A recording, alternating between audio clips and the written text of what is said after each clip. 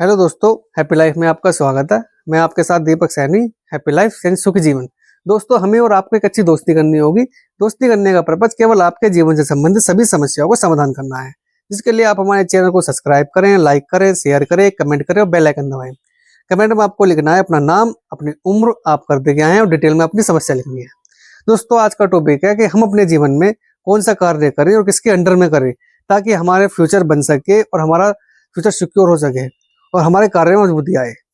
तो सबसे पहले आपको कोई भी कार्य है या बिजनेस सेलेक्ट करना है जो आपको करने में आनंद आए, क्योंकि जब आपको कार्य करने में आनंद आएगा तो आप व्यापार में या अपने आने वाले समय में जो भी कार्य करोगे उसमें आपको सफलता अच्छी मिलेगी। ठीक, मान आपने कोई भी कार्य अपना चूज कर लिया, सिलेक्ट कर लिया, तो उससे संबंधित आप वहाँ पहले काम सीखें। यानी कि कोई दुकान हो या व्यापारिक फैक्ट्री हो, जो भी आपने कार्य पसंद करा है उससे संबंधित अपना काम सीखना है। तो सबसे पहले आपको मालिक को देखना है कि हम जिसके अंडर में काम करने जा रहे हैं तो वो उसमें व्यापारिक क्वालिटी है या नहीं है।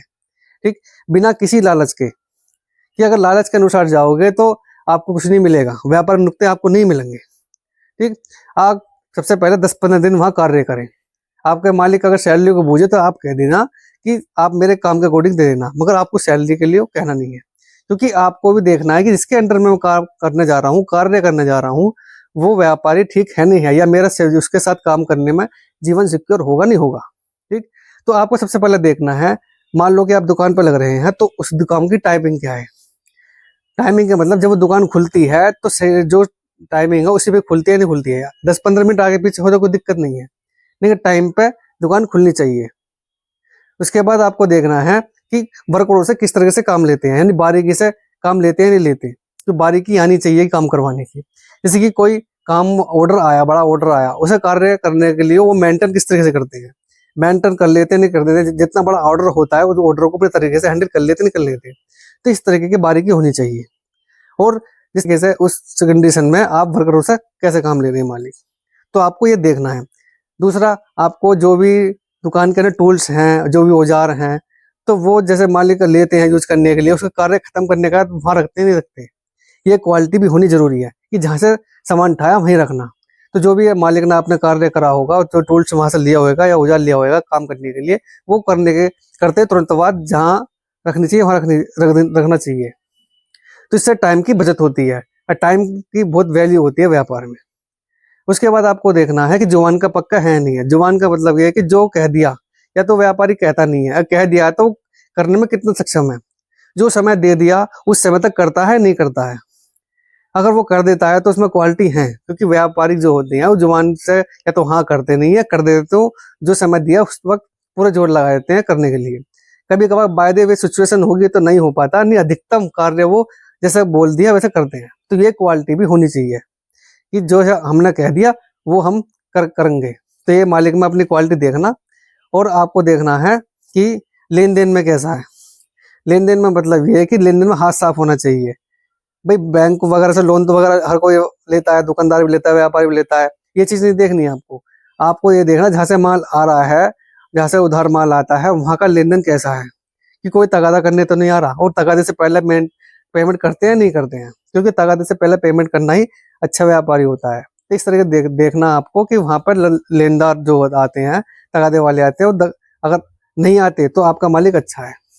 तो उसके अंडर में अगर कार्य करोगे तो ये बारीकियां आपको सीखने को मिलेंगी। और सपोज करो कि आपसे कोई नुकसान हो गया, 50 रुपए का नुकसान हो गया आपसे, तो वो आपका मालिक डांटेगा। वो इसलिए नहीं डांटेगा कि 50 रुपए का नुकसान हुआ, वो इसलिए डांटेगा ताकि आप ये दोबारा गलती ना करो। क्योंकि आप वो नुकसान से दिक्कत नहीं है, ताकि आगे से आप फोकस से अपने फोकस बनाए रखो और उस तरीके से आप काम करो, ताकि गलती आप बाद में ना करो। कभी तो मालिक का नुकसान हुआ है, फ्यूचर में आप अपना कार्य करोगे तो उसमें जब नुकसान होगा तो वो तो आपका ही होगा ना। तो इसलिए आपका मालिक इसलिए डांटता है कि आप दोबारा नुकसान ना करो। जो 50 रुपए का नुकसान होगा सो होगा, पैसे से मतलब नहीं है, बात नुकसान से है। अगर आप ये छोटी छोटी चीजें बचाओगे, यानी मालिक भी बचाता है छोटी छोटी चीजें, नुकसान ना हो, छोटी छोटी चीजें वो मालिक बचाता है, तो इसी से बचत अधिक होती है। तो बचत करना भी अपना मालिक के अंदर होगी तो आपको भी सिखा देगा।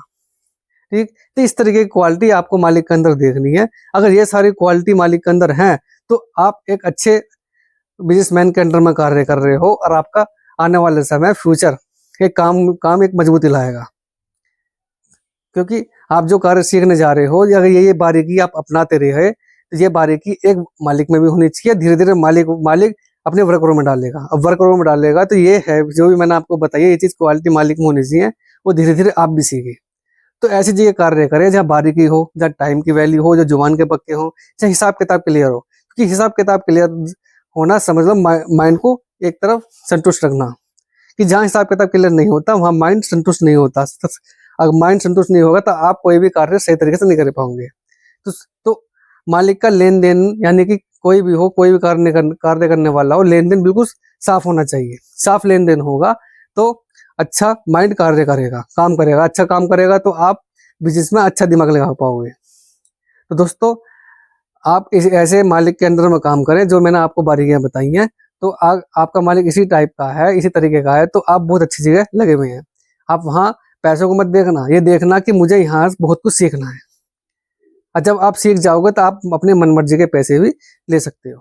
तो दोस्तों, इस तरह की जानकारी के लिए आप हमारे चैनल को सब्सक्राइब करें, लाइक करें, शेयर करें, कमेंट करें और बेल आइकन दबाएं। कमेंट में आपको लिखना है अपना नाम, अपनी उम्र, आप करते क्या हैं, और डिटेल में अपनी समस्या लिखनी है।